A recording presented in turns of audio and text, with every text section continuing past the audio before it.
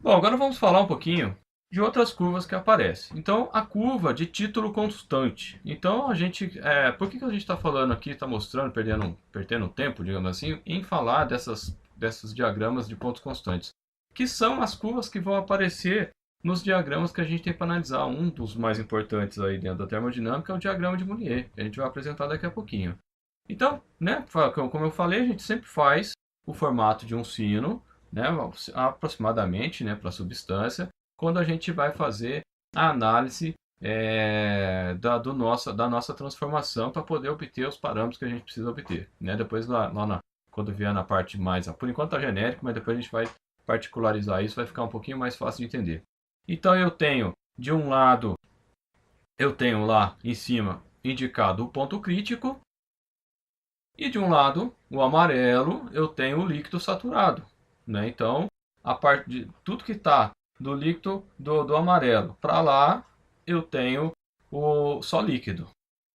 A partir do momento do outro lado, eu tenho o azul, de lá do azul para frente, eu passo a ter somente vapor.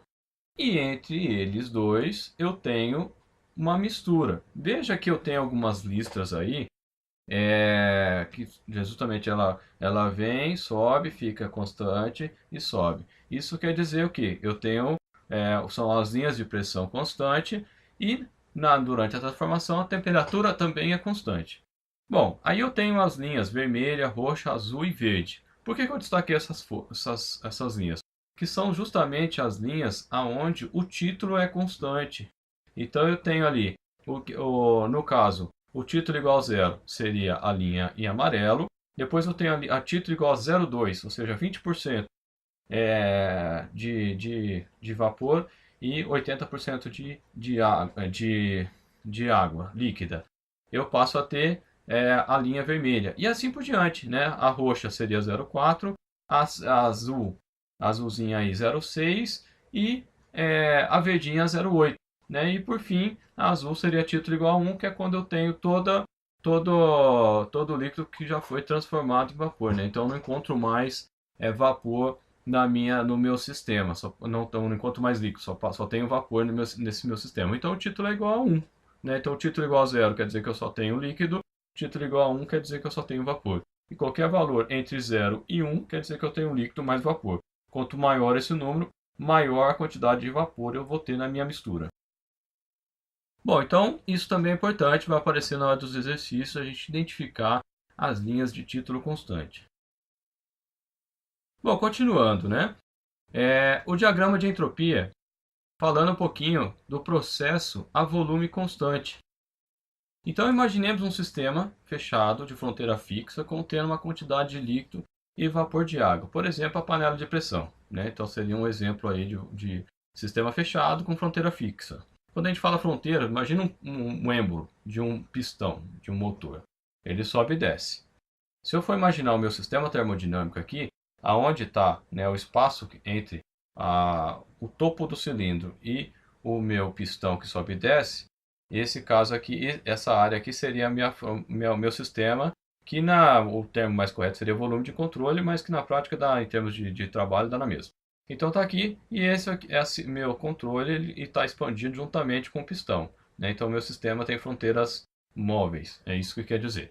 Bom, imaginando então um sistema fechado, fronteira fixa, imagina uma panela de pressão contendo uma quantidade de líquido mais vapor. Então eu tenho aqui, né? Coloquei uma caixinha, eu tenho uma quantidade de líquido, tenho uma quantidade de vapor.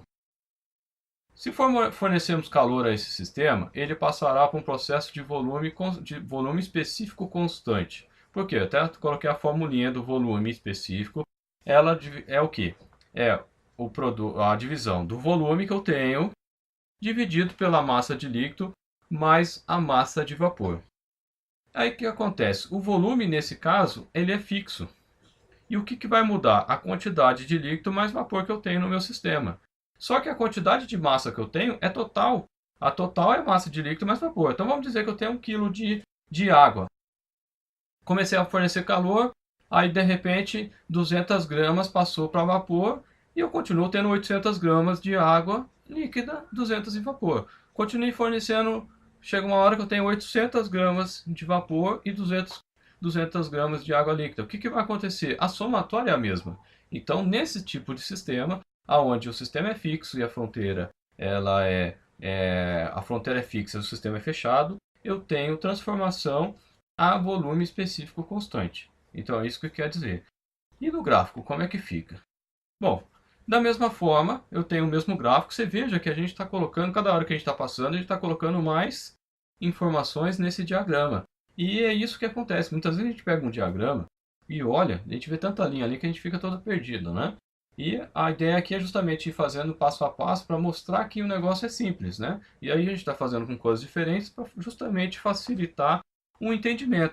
Bom, eu tenho aqui, portanto, essa curva vermelhinha, que vai ser a curva de volume constante, né? Então, eu tenho, ela tem essa inclinação internamente, porque a temperatura muda, mas eu não tenho, no caso, ela não vai ser horizontal, como é o caso aí da depressão constante, né? Que ela sobe, fica reta, depois sobe de novo. E aí eu tenho azul, que já é já a linha que a gente já está utilizando já dos exemplos anteriores. Então, é a linha de pressão constante. Passei a indicar mais uma linha no meu diagrama. Então, o diagrama já tenho temperatura na vertical, tenho entropia na horizontal e tenho as linhas aí que nesse caso aqui a gente está mostrando de volume específico constante e de pressão constante. Bom, da mesma forma, eu vou ter o gráfico de entalpia constante. Então, sem entrar muito em detalhe aqui dos motivos, o comportamento da entalpia no gráfico de temperatura versus entropia é apresentado a seguir. Então, esses gráficos aí, essas linhas em azul, verde e amarelo, elas são as linhas de entalpia constante. Então, assim, agora nesse momento, não dá para a gente entrar em detalhes por que ela tem esse comportamento. Lembrando que a entalpia, ela é o produto, né, o H, é o produto é a soma da energia interna mais a pressão vezes o volume específico. O que é importante saber, que a gente não vai falar agora também, é quanto é possível considerar o vapor d'água como um gás perfeito. Então a gente tem lá a equação do gás perfeito, né, que a gente pode utilizar ela para gases não perfeitos em algumas situações, inclusive o vapor d'água, que a gente vai mostrar daqui a pouquinho. Não daqui a pouquinho, não, mais para frente quando for oportuno. Bom, agora fazendo então um gráfico geral, com todas as linhas possíveis e imaginárias que pode aparecer. Bom, então está aqui o diagrama.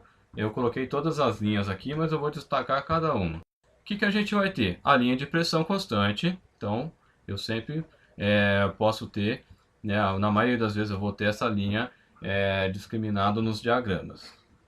Tenho também o volume específico constante, que é a linha amarela.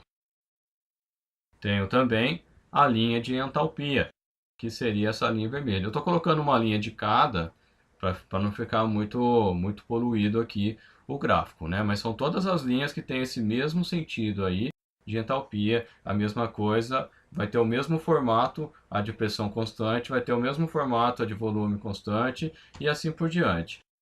E a de título também, que é essa inclinadinha. Ela vai estar numa determinada inclinação, mais ou menos acompanhando a de líquido saturado e a de vapor saturado.